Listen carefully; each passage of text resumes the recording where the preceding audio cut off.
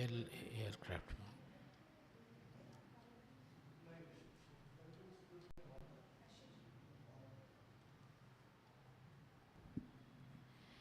Jai Gurudev.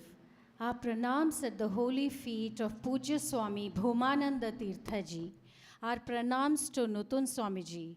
Our pranams to Ma Guru Priya ji. A warm welcome to all participants of this online global satsang. Today is the 74th global satsang of Nutan Swamiji's, which is titled Voice of Upanishads. Nutan Swamiji is in Delhi, and this session is being live streamed from CIRD Delhi, which is in Vasundhara, Ghaziabad. Last week, on Tuesday, it was an interactive session with Nutan Swamiji titled Vedanta, Key to Real Happiness. This interesting and thought-provoking session gave us a lot of clarity on complex subjects. This question-answer session was recorded in a workshop in Malaysia. Prior to this, Nutan Swamiji has been explaining the mantras in Mundaka Upanishad. In the 72nd Global Satsang, Swamiji had done verses 1.2.1 to 1.2.8, which speak about yagas and yajnas and how they are meant to be performed. Swamiji painstakingly explained that they are very helpful in inculcating values of discipline and attention. He had explained in detail that no one must think that rituals are the ultimate. They are, in fact, unsteady and frail rafts, and those who depend on them fall prey to old age and death. Those who believe that there is only karma kanda are steeped in ignorance, and they are like the blind leading the blind. May we request Nutan Swamiji to begin the session? Okay. So we will start with the Shanti Mantra of Mundaka Upanishad.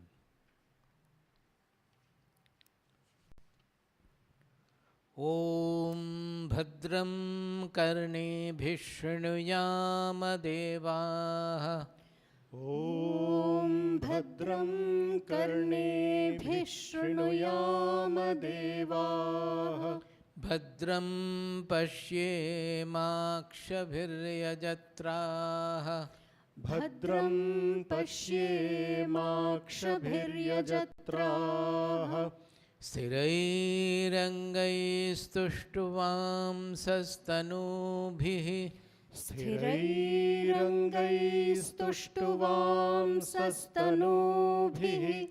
Vyashema devahitam yadayuhu.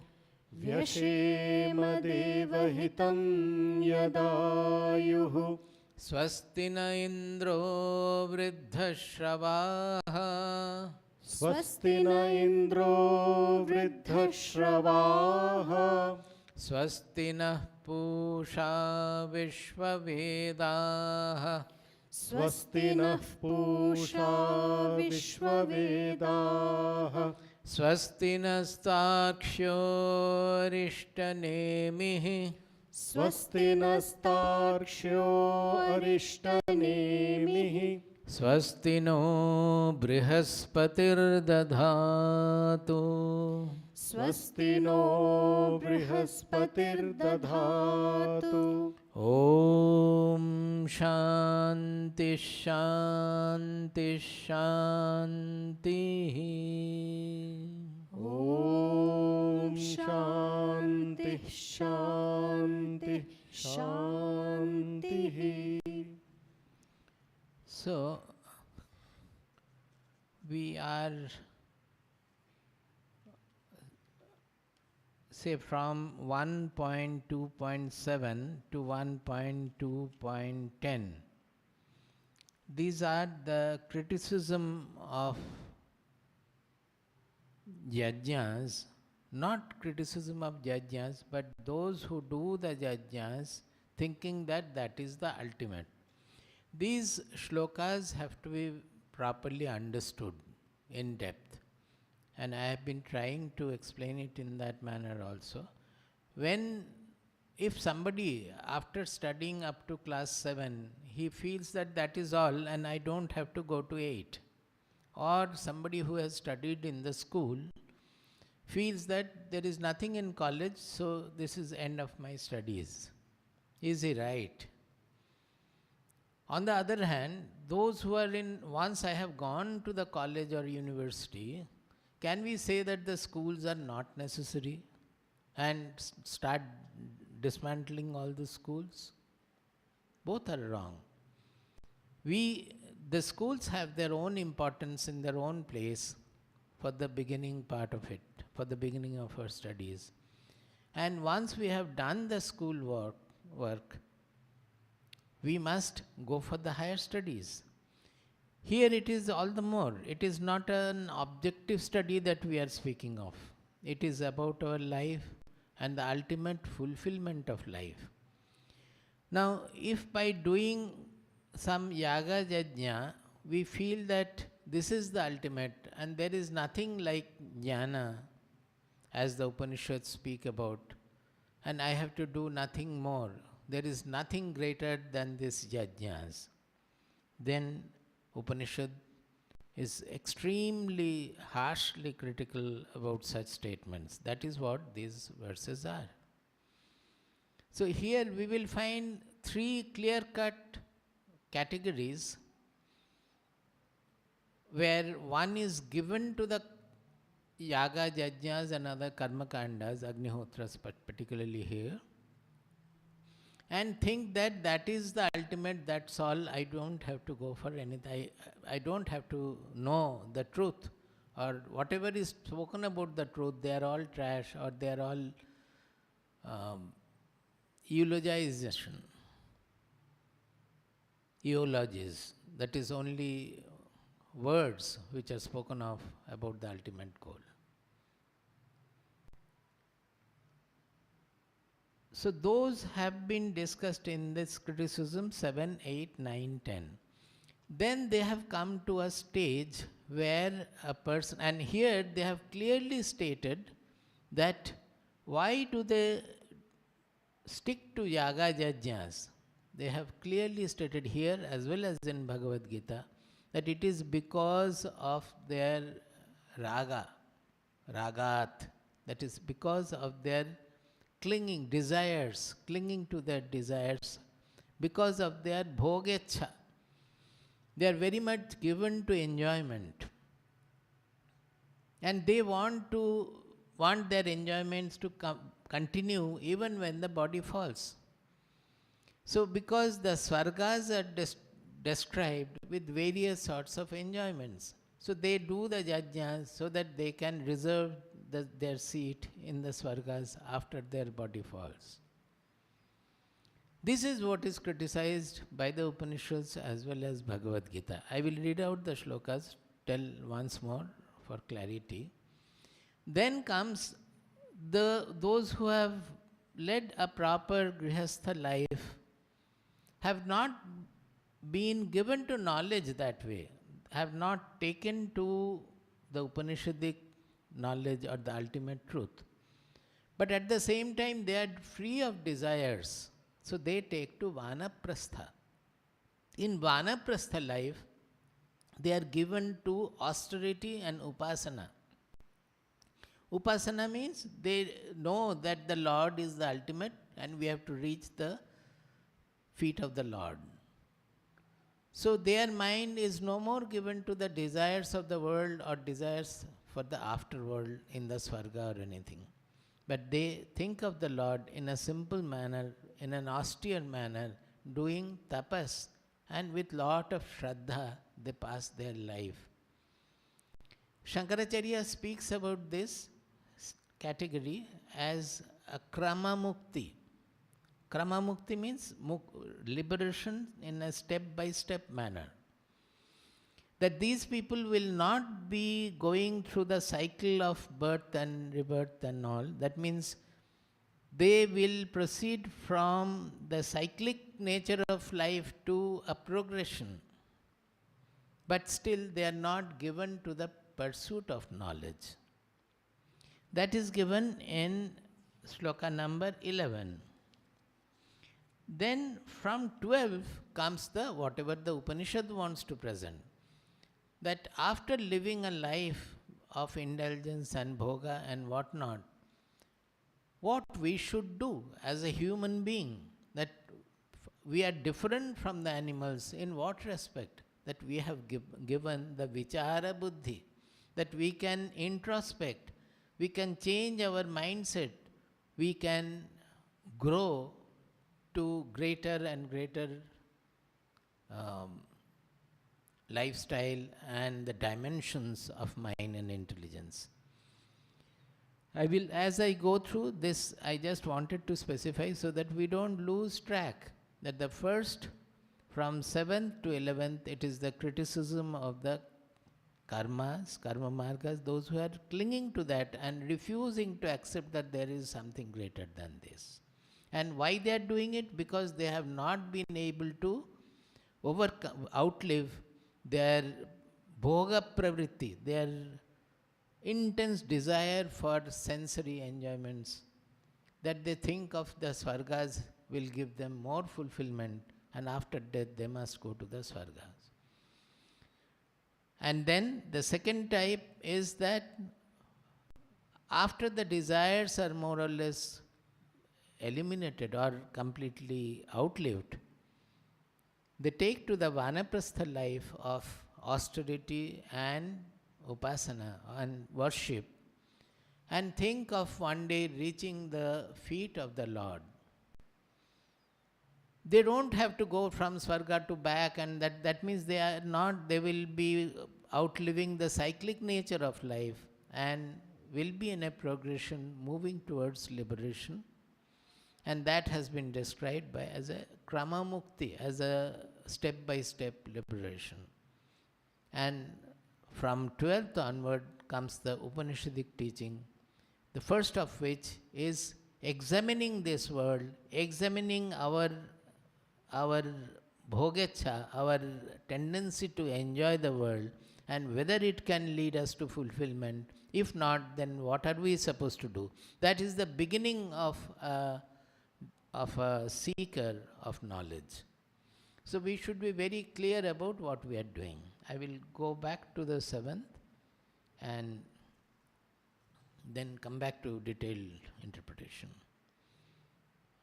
Plavahyete adridha jajna rupaha Plavahyete adridha yajna rupaha Ashtadashoktam yeshu karma Ashtadashoktam yeshu karma Etat shreyo ye bhinandanti mudhaha Etat shreyo ye bhinandanti mudhaha Jara mrityum te punarevapi yanti Jara mrityum te punarevapi yanti. He says that these yajnas which are promising they will take you to this heaven, that heaven, and where there will be lot of enjoyment of various kinds, you will not have thirst, you will not have hunger and all that. We have discussed about these things. They are fragile raft, plavahyete adridha jajna rupa. That is as if we are riding a raft to cross over the world of the ocean of the worldly ocean. But you cannot cross with them. It will break on the way and you will get drowned, is what the Upanishad is saying. Etat shreyaha ye abhinandanti mudhaha ye mudhaha abhinandanti jara mrityum te punarevapi yanti. They considered that this is the ultimate, this is the shrestha, this is the shreyas. They are mudhas, they are fools. And they remain in the cyclic nature of, as I said earlier also, jara mrityum te punarevapi yanti. Whenever we think of janma mrityu, although it is meaning directly the janma of the body and the birth of the body and death of the body, we should have a deeper understanding. It is remaining in the cause and effect of which the whole world is made of. The whole universe, the creation, is always running by cause and effect. And this cause and effect by its very nature is a cyclic process. Time is in a cyclic process. We said that our Shastras never consider time as a linear, that sometime the time started. That is a foolish statement. If time started at a time, then time was already there. Whereas the time and causality, they are interrelated. Whatever precedes in time, we say the cause. Whatever follows in time, we call it the effect. So our lifestyle also is always in a cyclic manner. You think what you are doing from morning to evening, and then again you are getting up in the morning, again going to the evening. The whole day we are going in a punaravritti, in a cyclic manner with no further progression.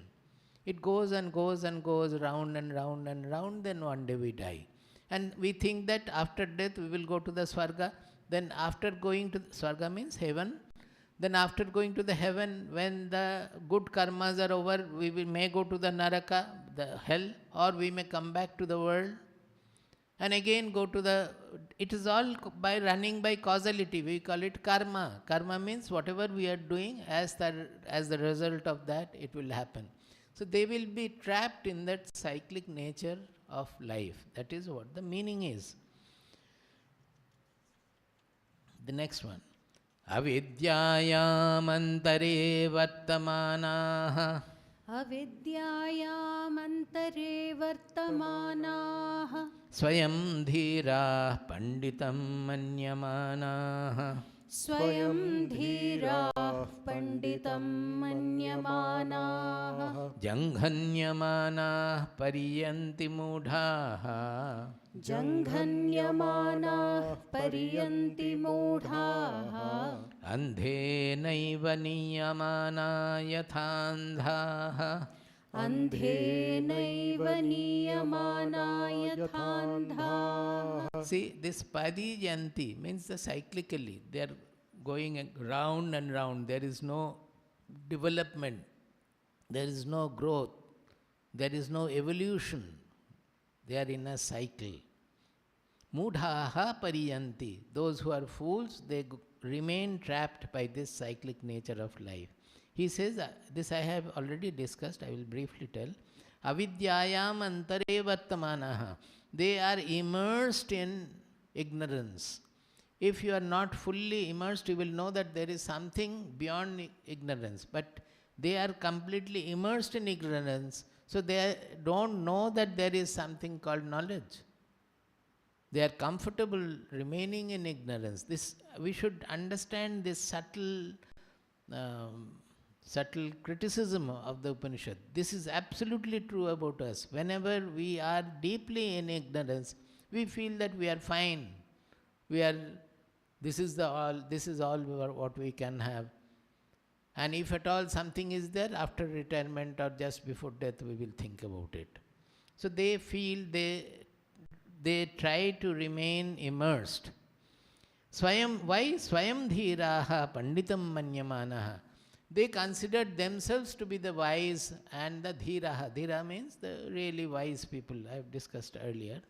And they are the panditas. They are the knowledgeable people. They are the wise people. So whatever they decide, that is the most important. If anybody from even their children or around, they want to take up this knowledge, for that if they renounce or even not renouncing, they go for the shastric study or anything of that which leads us to jnana, they are out to convince them that what they are doing is foolish. They should not go for it. Now is the time to enjoy the life, and after retirement they can think of reading the Upanishads. Now it is not at all necessary, because they considered themselves to be wise, and they have never cared to go to a wise to listen to them, where lies the real happiness of life. They think they are happy, although the whole day their face is distorted with non-happiness. But they don't consider that. They think that they are happy with all the quarrels, all the blamefulness, all the selfishness. They are having a happy life. That is their own interpretation. And they think they know everything. That is what the Upanishad is saying. But they don't know that they are going in a cycle. Pariyanti mudhaha, andhena iva niyamana yatha andhaha. They are following directions and guidance of ignorance. And they are ignorant and they are following the guidance given by the ignorant people also. It is like a band of blind men led by another blind. Andhena iva niyamana yatha andhaha. As a number of blind men led by another blind. So where will they go? As the blind man goes in circle again and again, not knowing that I am not reaching anywhere, they also go around behind that blind man. All the blind people will be going around, not knowing that we are not reaching anywhere. These are very nice descriptions. In Kathopanishad also similar is there. They are, instead of janghanyamanaha, they have used the word dandramyamanaha, which means random motion. If we consider our life, you will find that the whole day, our motion also is almost like random motion. We don't know where we are progressing or what is our aim. We just go on doing things led by our desires. The desires are also contradictory. Whenever I say this, many stories come. When I was working in a college, the buses in Calcutta used to be very crowded. So those were days when the limited stop buses and the deluxe buses were introduced. That, hey, kya hua? So I had to go from the southernmost Calcutta to northernmost Calcutta because I was working in the college and I was also doing research in the university. Now, generally it was convenient to go by a limited stop bus. So one day I found that when I was in the bus, a person standing outside, not as a scheduled stop but somewhere else, showing hand to the bus, and the driver stopped the bus, which he is not supposed to do, but he stopped the bus there. And this person got into the bus and thanked the driver a lot that he will get otherwise he would have got delayed. He thanked the driver a lot because he has stopped at a place where it was not supposed to stop. Listening to his request, the bus had stopped.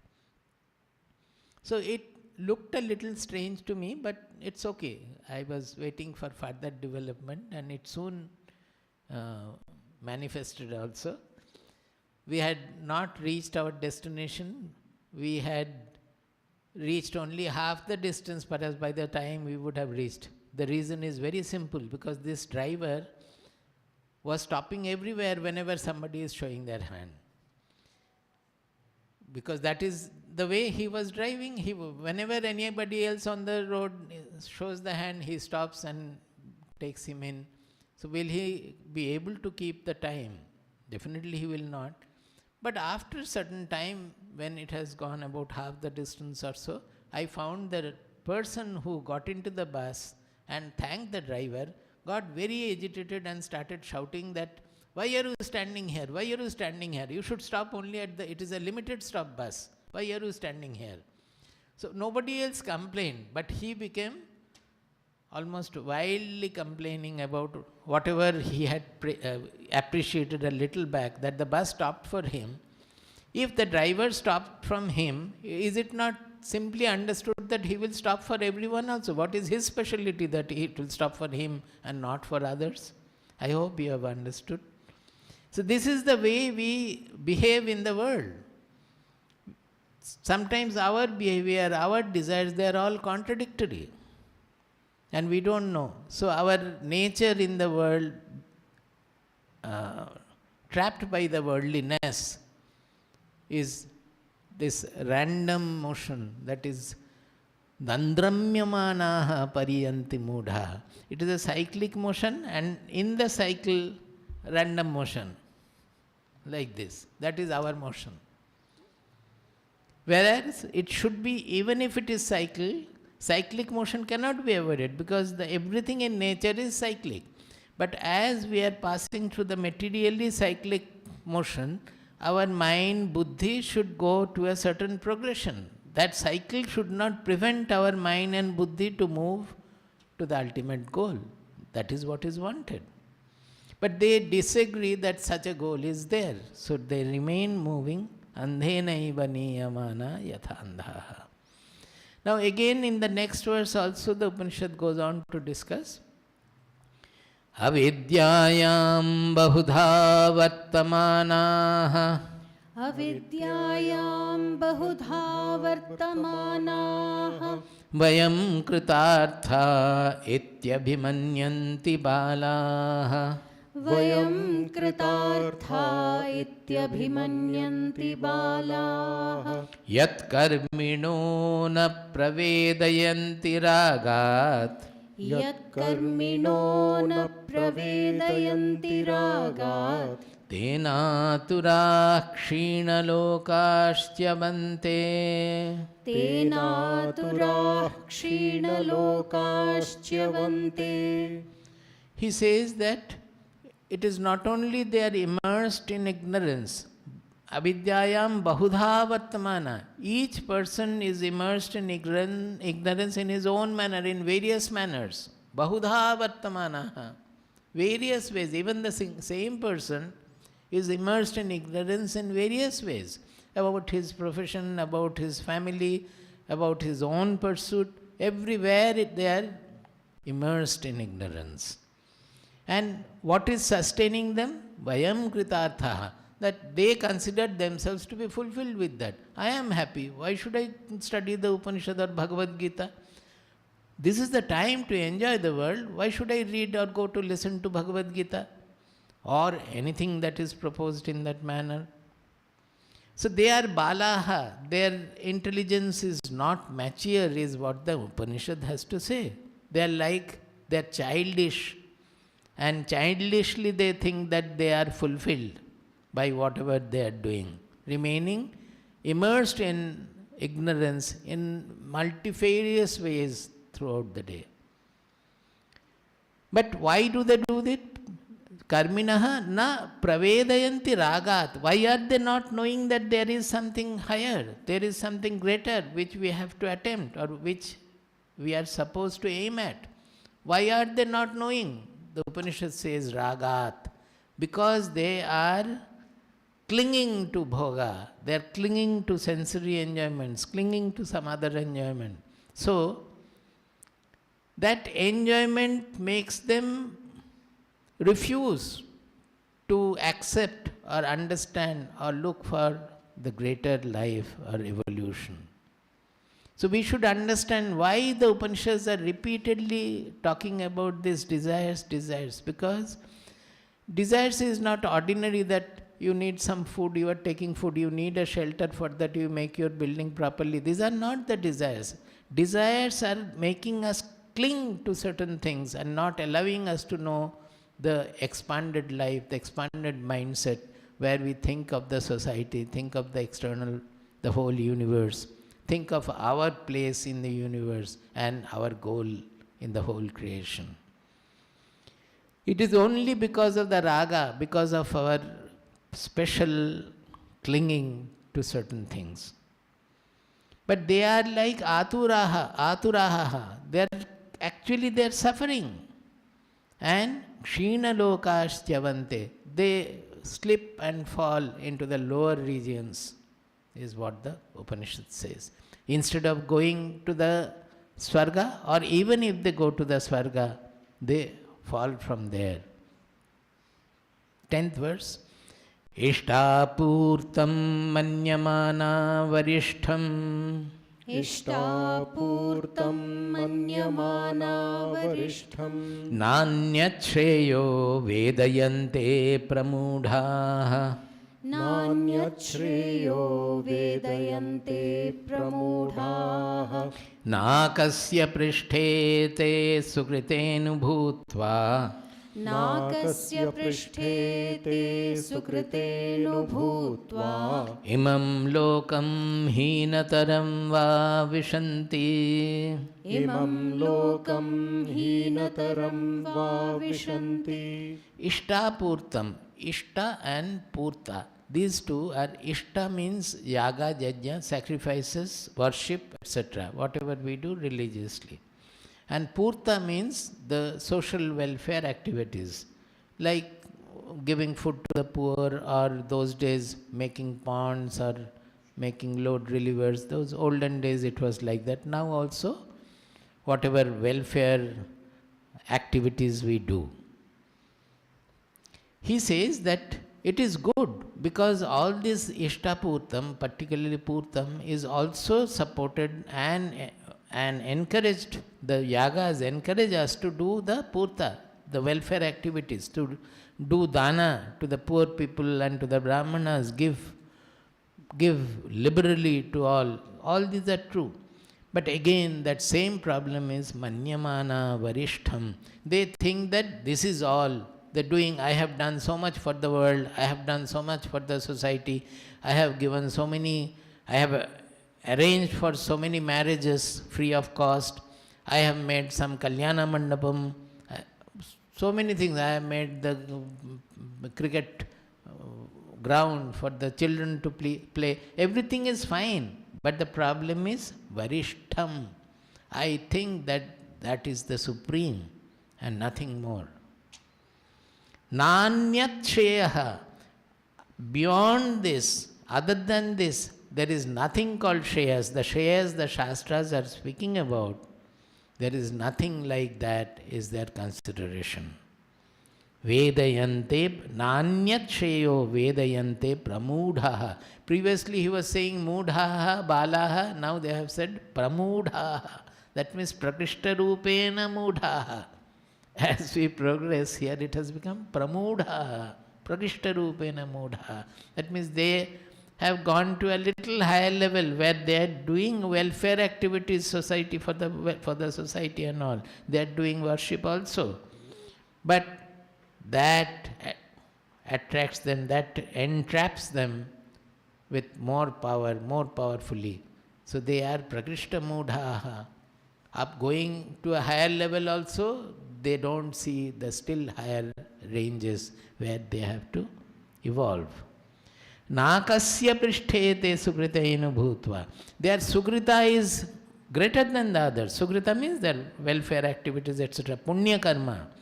They have done so much of punya karma. As we say that when we do punya karma, in most of the cases our ego becomes bigger and bigger. We don't get, the ego doesn't get sublimated by doing welfare activities. I have done this, I have done that, I have did so many things for the people. So by thinking I and I have done kartritva and bhoktritva, their ego gets more and more inflated. And Vedas say that by doing this they go to a higher region, to a higher svarga. Nakasya prishthe. The top of the heavens they reach. But after having fulfilled their sukrita, the results of their good work, imam lokam hinataram va vishanti. They again fall down.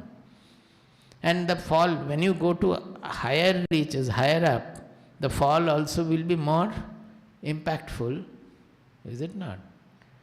So those whose ego have become bigger by doing more of punya karma, they reach the higher heaven and fall with greater impact. So they cross the Manushya Loka, this Prithvi, and go to the lower regions.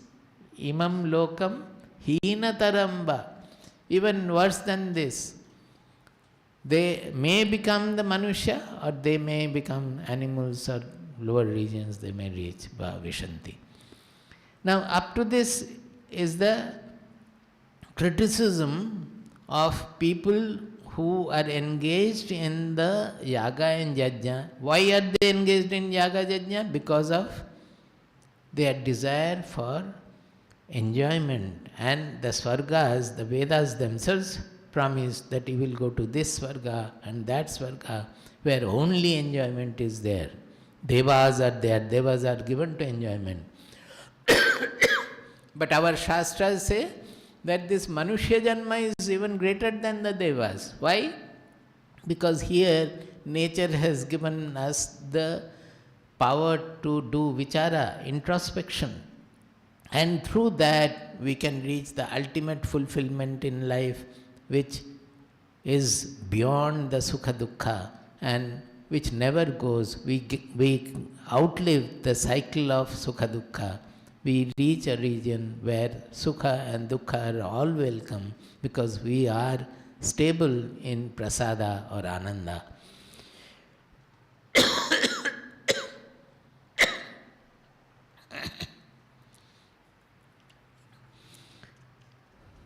In Bhagavad-Gita, similar shlokas come in 2nd chapter, 42nd verse to 44th, 42nd, 43, 44.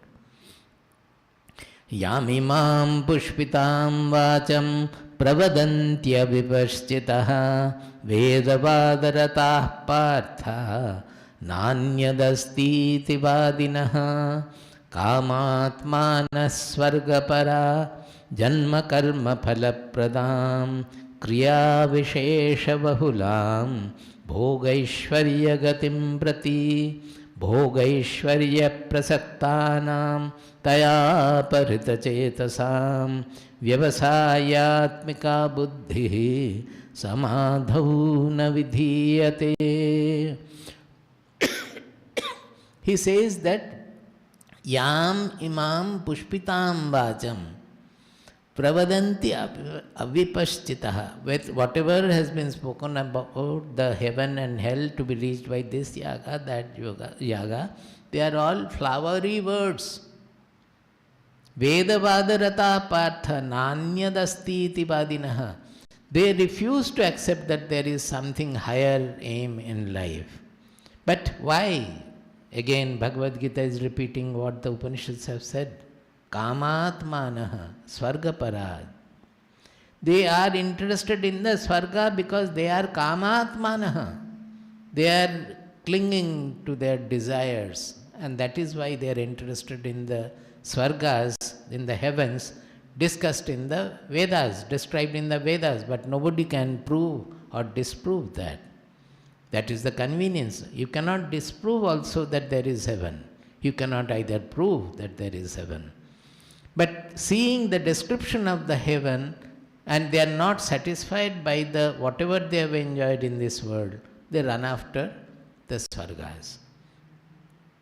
But knowing that it is still within the janma karma phala pradam. It is within the cycle of karma, within the cycle of action, reaction. That is, they do good karma, they reach this heaven. When the good karma effect is over, they fall back, or they go to the lower region. Again, they do the good karma to go up like that. But the fact is that bhogaishvarya prasaktanam taya aparhita chetasam. These people, because they are clinging to prasaktanam, prakishta rupena saktaha, they are very, very attached to bhoga and aishvarya. Taya aparhita chetasam. Their mind has been completely taken away by bhoga, enjoyment and prosperity and property. So for property's sake, what do they not do? We find here in this society all around, just for the sake of property, the brothers fight, the sisters and brothers fight, and they can even do harm to the others, just because of their clinging to bhoga and aishwarya. Compared to that, what we just studied in the 10th verse, that is a little higher, that they are doing some social welfare work, punya karma, and worship also. But still, the problem is that they consider that to be the highest. There is nothing greater or nothing superior to that. This problem is there everywhere. This is where we talk about humility. Whenever we are knowing something or reading something, we think that to be the highest. What I have known, whatever my opinion is, that is the correct one. All other opinion we are not really ready to consider. Forget about accepting. Even we are not ready to consider. So that you see how the ego gets reinforced and ego gets enlarged by our knowledge of a certain thing. As we know, we become more foolish than earlier. That is what is written in Kena Upanishad and also Isha Upanishad. It has been discussed quite well. They become more foolish than those people who do not know. Now, after that, they are coming to the next stage of people. That is 1.2.11.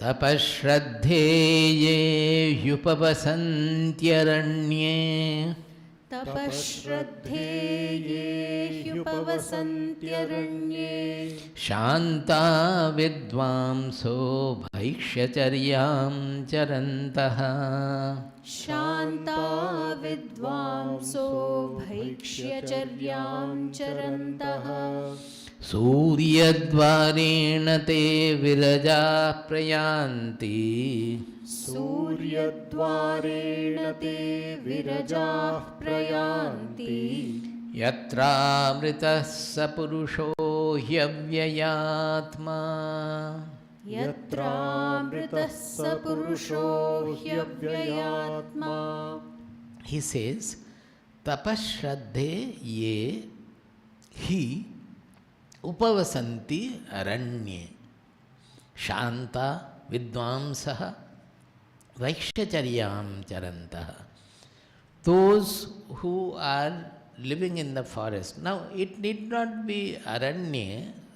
Aranya means as such forest, but it can be a vanaprastha life anywhere. They can be in an ashram, or where generally in aranya or vanaprasthi is not supposed to have any earning. So even rajas along with their queens used to take to vanaprastha. They would walk out of the kingdom and somewhere in the satellite areas, in the out of the kingdom or out of the palace, they would lead their life by begging alms, because they don't have any earning. See, we should understand the greatness of our country. Why the rajas were taking vanaprastha, and there they have to beg. Can you understand? The ego of the king will be completely humbled by when they around the same kingdom, they go for begging for their food. And what do? Tapashraddhe. They live a very austere life. There is a howling coming a little. Can we adjust? Or the mics are on, other mics are on.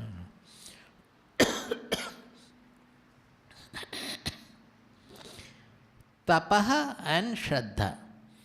Now, Shraddha can be about the ultimate goal.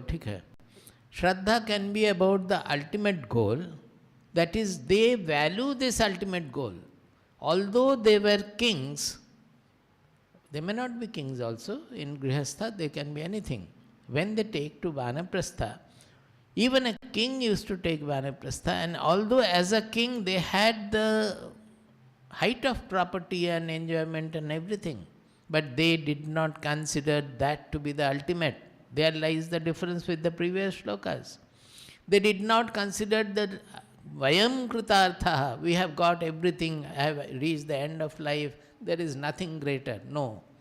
They have done their duty as a king, left the kingdom to their next generation, the welfare of the people to the next generation, and gone to the forest to practice austerity, giving value to the goal of reaching the feet of the Lord.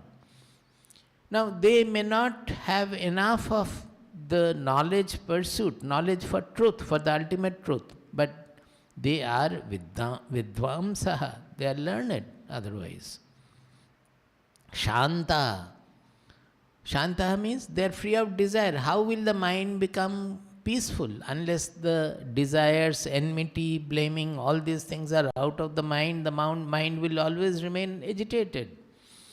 So that they have said that these people are Shantaha, means that they have outlived the desires more or less, and they have taken to the last pursuit of reaching the feet of the Lord. For them, what happens? Suryadvarena te virajah prayanti. Through the solar gate, that's through the solar path, or the Uttarayana as we say, that is, it's a path of light. In the other cases, the previous cases, it's a path of cyclic path in darkness, immersed in ignorance. It's a path in darkness. But here, there is a progression. This is a path of light. So, Suryadvarena te virajaha prayanti. Virajaha means they become free of their rajoguna. That means free of their ragadvesha, free of their attachment to various kinds of activity and their results. They are desire free, basically. Prayanti, where do they go? They go where? Yatra saha amritaha purushaha avyayatma amritaha purushaha he. Where the immortal Purusha is. Now, to their mind, you can note the words here. Prayanti means there is a going, there is a movement implied. And where the immortal Purusha is, that means they are kind of a place where the ultimate supreme Purusha is seated. This is very common for worshipful, devoted people, those who have the idea of Vishnu as sitting in Vaikuntha, and after the body falls, I will go to the Vaikuntha. It is, Shankaracharya describes this as a krama mukti, that it is not like the other ones, the earlier ones, that they go to the Swarga and come back and like that. They meet their Lord's feet, and with the end of the Kala, they dissolve with the Purusha, in the Purusha. So this is the second strata, the second level of people who take to being freed of this bhogecha, freed of the desires, take to vanaprastha, practice tapas, austerity, and valuing the ultimate Lord to be the supreme sraddha, and live a life of bhikshavritti, vaishacharyam charantaha. They reach in that time the feet of the Lord, and with the Lord they get liberated finally. Now comes the what happens in the case of knowledge. Now, in the case of knowledge, there is no going involved. Here they have said prayanti. They are going and going where the Purusha is seated, that means a place and yonder in the sky or whatever. It is not within their own heart, in their whole own identity that they are getting dissolved. Whereas in jnana, what it is? The whole focus gets reversed from the external God to the internal Atma, which is our real identity. So here there is no going. Because of the cloud of ignorance, we are not knowing our real identity. We are thinking, I am small, limited by the body, mind, personality. I have to get this, I have to get that. I have to enjoy this. I have this duty, I have that duty. All related to the body, mind, personality. From there, we start knowing and trying to imbibe the knowledge of what is our real identity. So slowly all this smallness, selfishness, limitedness, they start getting dissolved. And finally we discover that I am not small, I am not limited, I am not different from anybody at all. I am the universe. The whole universe is appearing in me. So where do I go? There is no going involved in knowledge. It is like, suppose the sun is there and you are not seeing the sun because of cloud. The sun is still there. You remove the cloud and the sun becomes visible. Have you gone anywhere? Or the sun has come to you, or the sun has gone anywhere? Nothing like that. It's only the cloud which was obstructing, the ajnana, the ignorance which was obstructing our vision, that is removed. So the sun of our real identity becomes eternally lit for us once we come to know that this is what I am. So that is the path of knowledge. We should remember very clearly how they have presented. I find a beautiful harmony in the presentation, that there is nothing wrong in getting involved in the yaga yajnas, and there is a social meaning in it, because otherwise for the same desireful nature of our mind, we will do apakarmas, we will do bad things. Is it not? What are people doing now? Even the terrorism or the war or anything of that, the social evils we find everywhere. What kind of evils are there everywhere? These are all why do we do? Because of our desires. Now our rishis thought that before they get engaged in evil activities, their mind should be directed to some good activity like yaga yajna, where there is gifting of your all property, everything is there, puja. But how will you attract the greedy, desireful minds to do the yaga? Naturally they will not do. Unless there is something of their interest, they will not do. So the Shastras have presented that don't know that after the body falls, what will happen you don't know. If you do this yaga, then in the heaven you will have still more bhoga, and that attracts them to do the yaga. So it is not, yaga is not condemned in the Upanishad. But if you think that there is nothing greater, then that is condemned. You are a fool then. You are balaha, you are mudha, you are pramudha. That is, even if you are a social worker doing lot of social good work, punya karma, so to say, pious deeds and all.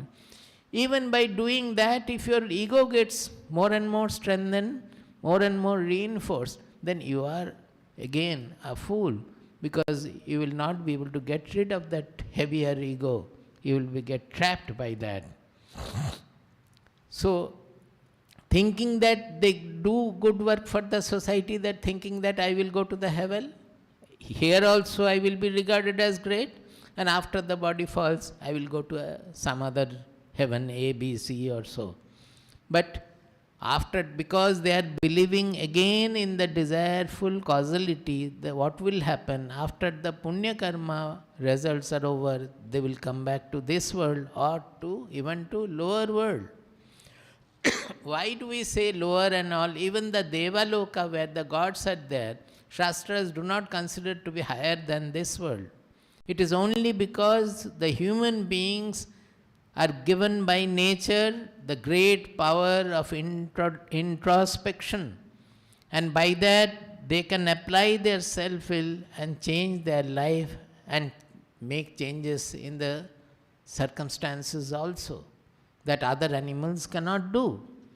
They remain whatever they are. They don't have any such freedom, and perhaps it is better that they don't have the freedom. Otherwise they would have spoiled the earth long back.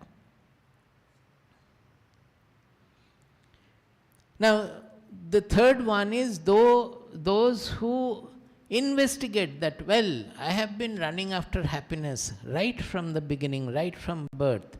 And what I am running after has gone on changing. Initially, I was crying for milk. Then I was running after some other food, which is tasty for my tongue. Then I was running after some dolls. Then I was running after some games, or like to play something, or to fight with my friends. Then I was running after good result or scoring in the exam. Then I was running after some partner, thinking that by marrying the partner I will become happy. Then I was running after a bit for some job, then for promotion, then for re-employment, then for child, then for grandchild and whatnot. But have I become happy in the whole process? One who investigates pariksha, we have to examine lokan, all the possibilities of this world, all the worlds, even the heavens described in the Shastras, because heavens nobody has seen, nobody can prove anything, nobody can disprove anything. So as far as heavens and hells are considered, our whole reference is to the Shastras. But why not examine there what is written in the Shastras? If you look into it, you will find, look into them, you will find that there is nothing attractive there. They are only alluring us, telling us there is more and more enjoyment. If I have not been happy here, I will not be happy in such a heaven also. I have already discussed that in Nachiketa is saying that Swarge Loke, there is no fear and there is no thirst, there is no hunger. Now, most of the enjoyment of life is taking food and drinking. And if hunger and thirst are not there, then you won't be able to enjoy any food or drink. So, do you want such a heaven? For what? So, everything that is described, that is in our life, which we can analyze with our realistic buddhi, and whatever has been discussed about the heaven and hell in the Shastras, we can investigate into that also, and we will find that all of them are really meaningless. None of them is going to make me permanently happy. This introspection has to be done. This vichara has to be done. That is why Yoga Vasishta says that vicharohi mahaushadham vicharat tikshnatam etya dhihi pashyati param padam dirgha samsara rogasya vicharohi mahaushadham. That by vichara, by introspection, analysis, introspection and analysis, the buddhi undergoes a purificatory process, that which is shreyas and which is preyas, which is nitya means permanent and which is anitya or temporary. Everything is temporary, everything is fleeting in life. Can we not think, why are we holding on to property or to human beings? Everything is fleeting here. The creation cannot stand on anything non-fleeting. It is only fleeting. The very basis of creation is changefulness. Everything by nature is changefulness. Without changefulness, there cannot be any creation. So where lies the non-changing, unchanging, avyaya truth? It can only be in the observer, in the consciousness, in the Atma, on which the whole world is appearing to be. The changeful world is having its own game. So, pariksha lokan, examining all that is happening around and has been spoken of in the Shastras. Karma chitan. Karma chitan means whatever is won by karma. Now, actually deeply it means the causal world. Whatever is done by karma means, suppose you cook the vegetable, it will become boiled and you will be able to digest it, you will be able to take it. It is the result of the karma you have performed. Suppose you work and you gain some money, these are all the result of something done. It is all causes and effect, cause and effect. So karma chitan means which is always won by a karma. That means the cause is undergoing a change and the effect is born. The whole causality of the world is like that. The sun is radiating and the hydrogen is getting converted into helium. So the sun, previous moment, now the sun is not the same sun as it was previous moment. It has undergone a change. So in creation, nothing is unchangeful. Everything is changeful. Then where lies the Amrita, the immortality? Where lies the Avyaya, the imperishable, unchanging truth? We have to think about it. That Atma, the consciousness, the Brahman, the ultimate Amritatva, immortality, can only refer to our subject, the Brahman or the Atma. That is the only unchanging element. And that is not in the world. The whole world is appearing in that. Brahmana means one who is on the way to the pursuit of attaining the Brahman. He is a Brahmana. It is not a caste that they are referring to. Brahmana means who is on the way, on the pursuit of attaining the Brahman, the ultimate truth. So he says that Brahmana lokan, karmachitan lokan pariksha. He should, a pursuer of Brahman, the ultimate truth, should examine all that is happening around his life in all the world, this world as well as the other world also. That is why they have used plural. That is, other world means the after death, if anything is discussed in the Shastras, examine that also from the Shastras itself. You will understand they are all, nothing of that will take you to the ultimate goodness. So doing that examination, what should result in your mind? It is not for a theoretical knowledge they are examining and saying that the world is mithya. That is what we hear everywhere. The world is mithya. By bolne se kya hoga? By saying the world is mithya, you are doing everything. So what is the meaning of the mithya? So examining the world, what should happen? You should come to know that nothing from the world is going to make you permanently happy. This is the only benefit. Nothing from the world, no gain from the world is going to make you permanently happy. Because the akrita cannot be won by krita. What is the akrita? Which is not the result of any cause, which is the causeless ultimate truth. It cannot be caused by anything at all. The whole universe is appearing in it. It is beyond causality, beyond time, beyond everything. Such an akrita, such a nitya vastu, such an imperishable truth cannot be attained by any karma or causal chain. Everything that you attain by causal chain, A is producing B, B is producing C, C is producing D. If it is a line of cause and effect action, then it is a krita, it is not an akrita. That only akrita, only imperishable, only uncaused is our own Atma. So when knowing that nothing in the world can give me that ultimate truth, what happens to their mind? That we have to examine. Nirvedamayat na asti akrita kritena. They finding that by any karma you cannot attain the akrita or the nitya vastu, the permanent, the imperishable. What happens to their mind? Nirvedamayat. They become dispassionate about the world. This is where the importance is. If you do the introspection, if you do the vichara about our life, people ask how. It is the only way how.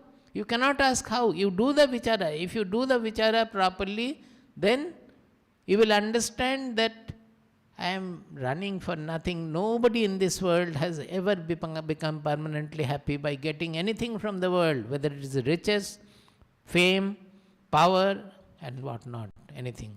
Even if you are given the kingdom of the whole world, don't think that you will be happy with that. You will be on the more unhappy. This is the vichara we have to do. Once we have done the vichara, then will we not become dispassionate about the bhogetsa, about whatever we are running after, whatever we are trying to attain in this life? So that is what happens to the Brahmana, who is a yatri, who is on the journey towards the ultimate truth, Brahman. Then what will he do when he has become dispassionate about nirvedam ayat? Will he take poison and commit suicide? That nothing is there for me to attain from the world. So what is the point in living? No. What he does is, he then inquires about the truth. Is there any meaning in life? Who am I? Where am I going? He finds that he cannot answer this. So what do I do? The Upanishad says, tad vijnanatham sa gurum eva abhigachet. Tat, Vijnanartham, to have the realized knowledge of who we are, what is the purpose of life, what is the goal of life. Tad vijnanartham, to know that, to realize that. Saha gurum eva abhigachet, he looks for a guru and goes to a guru. Not only to a guru, he says gurum eva. That means only to a guru. Guru means who can guide him and take him to the truth. What kind of guru? They will tell. And what kind of shishya? That also they will say now. So, gurum eva is important here. He doesn't go to the king to ask for money after getting dispassion. He doesn't look for another job. He doesn't look for his grandchildren should be all right or be free of some disease. No. Power चला गया होगा ना, कुछ of करना पड़ेगा ना, वो generator तो हाथ से चलाना पड़ेगा.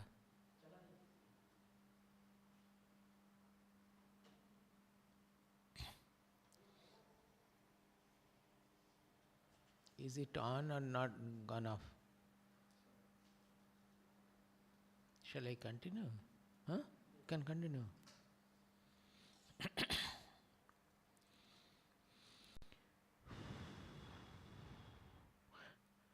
This you will find everywhere. Exactly parallel you will find in Viveka Chudamani from verse 32 to 42. Yet, what is the interaction between the guru and the seeker? A seeker who goes in search of a teacher, and what kind of a teacher he should look for, and who is a disciple for a teacher to give him the essence of the knowledge of truth. He says, Tad vijnanatham sa gurum eva abhigachet. How does he go? When you are going to a guru, in what manner you are going? Samit panihi, carrying some firewood in your hand. Now, those days it was firewood because generally the guru will be in a hermitage and firewood is a common necessity. And you should carry the firewood means with humility.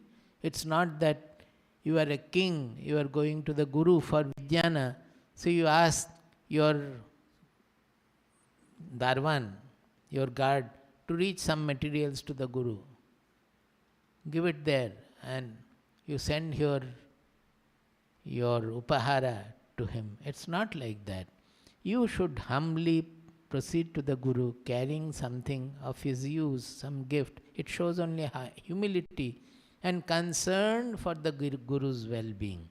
You go to him, and what kind of a guru? Shrotriyam Brahmanishtam. These two words are for the guru because it is the Dvitiya Bahuvachanam, Dvitiya Divachanam. And, it is the Dvitiya Vibhakti, Shrotriyam Brahmanishtam. And the first one, Samit Panihi, is referring to the subject.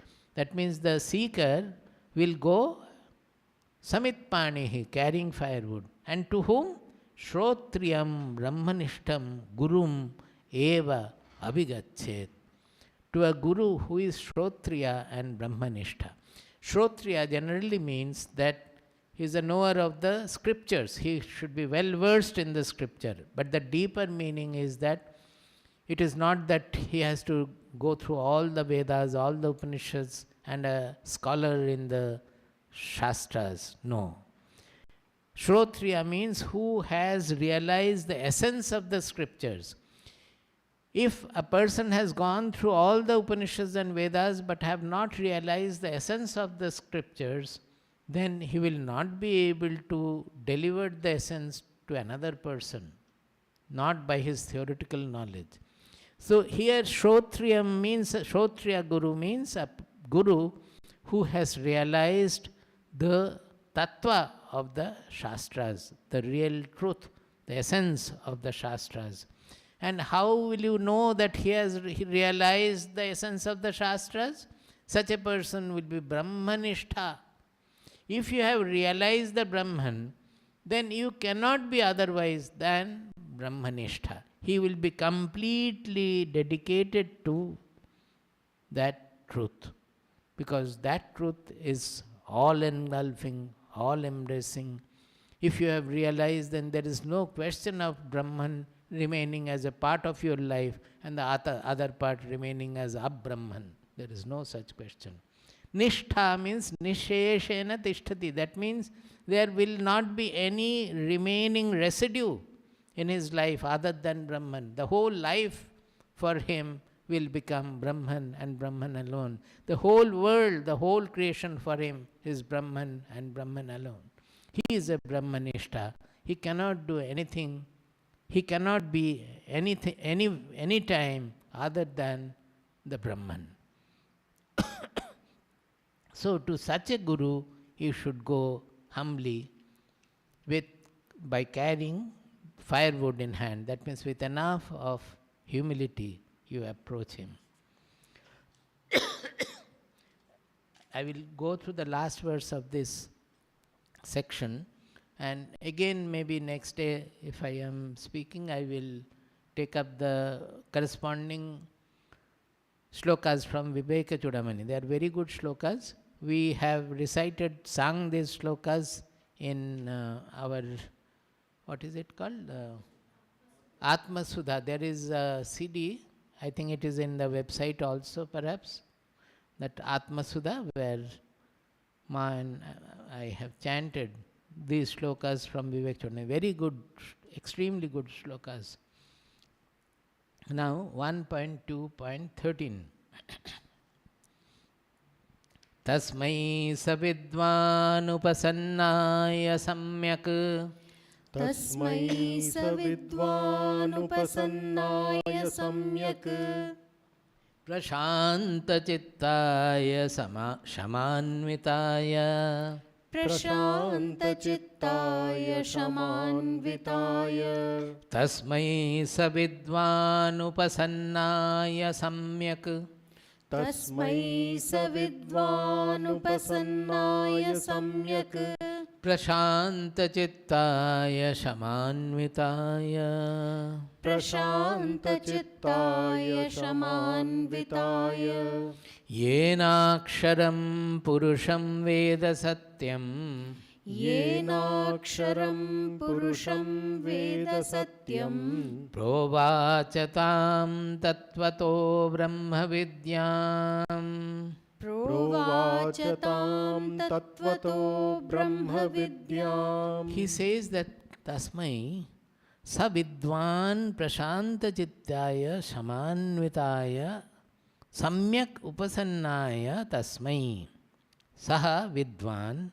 That means that learned guru, Sa Vidwan, because previously they have said Shrotriyam Brahmanishtham. That means who has known the truth, realized the truth.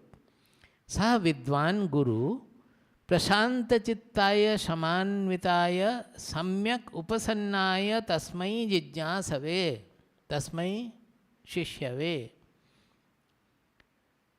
Prashanta Chittaya, that disciple must have appeared with a great peace of mind.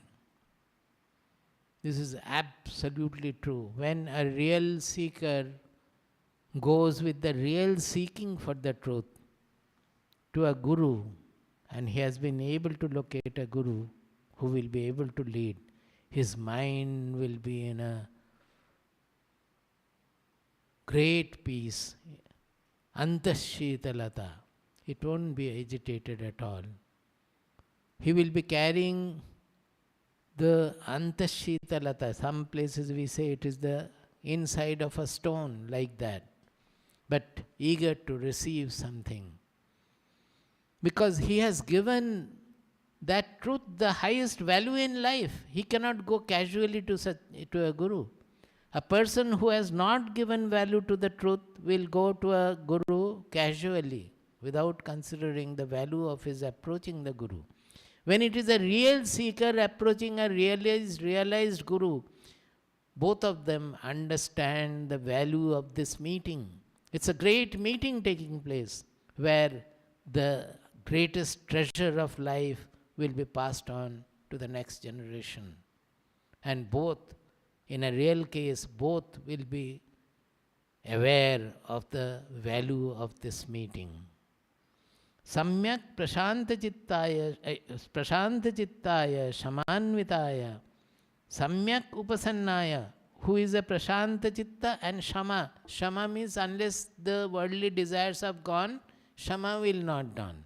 Shama to dawn, the worldly desires will have to go.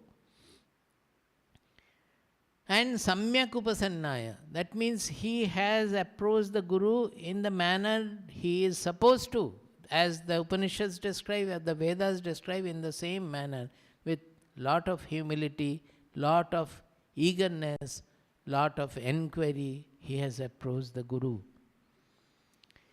To such a seeker of truth, what should the Guru do? He says, Yena aksharam purusham veda satyam provachatam tattvato brahma vidyam.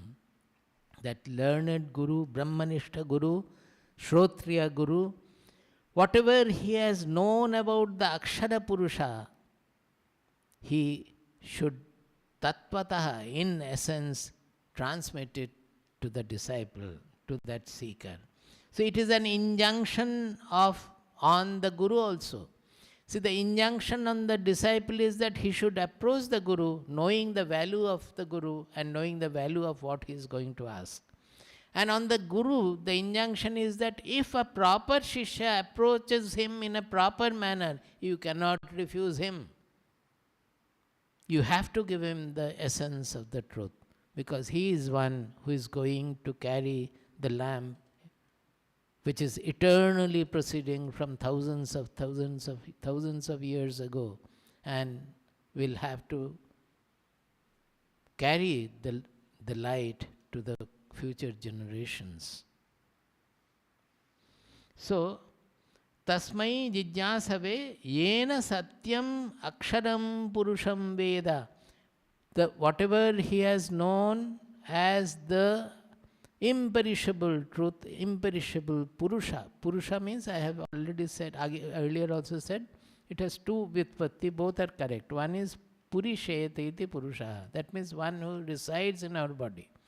And that same Purusha becomes the real Purusha when we know that Purnam anena sarvam iti Purusha. That is, everything is pervaded by him, is filled with him. He is the Purna, all other things are appearing in him. So that Purusha, Aksharam Purusham, Akshara Purusha, imperishable being, what he has known, he must give to this seeker, Provachatam, Tattvataha, in essence, Brahma Vidyam. That is called the Brahma Vidya. He will give the Brahma Vidya to such a seeker. To such a seeker whose mind is tranquil and senses are controlled, and who approaches the Guru in proper manner, let the wise teacher impart the science of Brahman in its very essence, the science by which one knows the true imperishable being. That's all.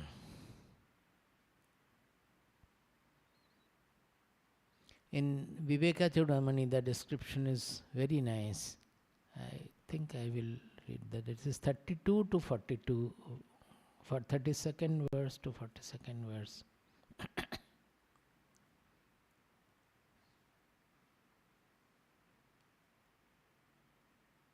I will take it up next day. My voice also is not okay today. Om Bhadram Karnebhi Shrunuyama Devaha. Bhadram Karnebhi Shrunuyama Devaha. Bhadram Pashyemakshabhiryajatraha. भद्रं पश्येमाक्षभिर्यजत्राः स्थिरैरङ्गैस्तुष्टुवांसस्तनूभिः स्थिरैरङ्गैस्तुष्टुवांसस्तनूभिः व्यशेम देवहितं यदायुः व्यशेम देवहितं यदायुः स्वस्ति न इन्द्रो वृद्धश्रवाः स्वस्ति न इन्द्रो वृद्धश्रवाः स्वस्ति नः पूषा विश्ववेदाः स्वस्ति नः पूषा विश्ववेदाः स्वस्ति नस्तार्क्ष्यो अरिष्टनेमिः स्वस्ति नस्तार्क्ष्यो अरिष्टनेमिः स्वस्ति नो बृहस्पतिर्दधातु स्वस्ति नो बृहस्पतिर्दधातु ॐ शान्ति शान्ति शान्तिः ॐ शान्ति शान्ति शान्तिः हरि ओम तत्सत् जय गुरु Jai Guru. We may have heard these mantras many times from Mundaka Upanishad, but the gradual progression becomes clear with Nutan Swamiji's explanation of the mantras.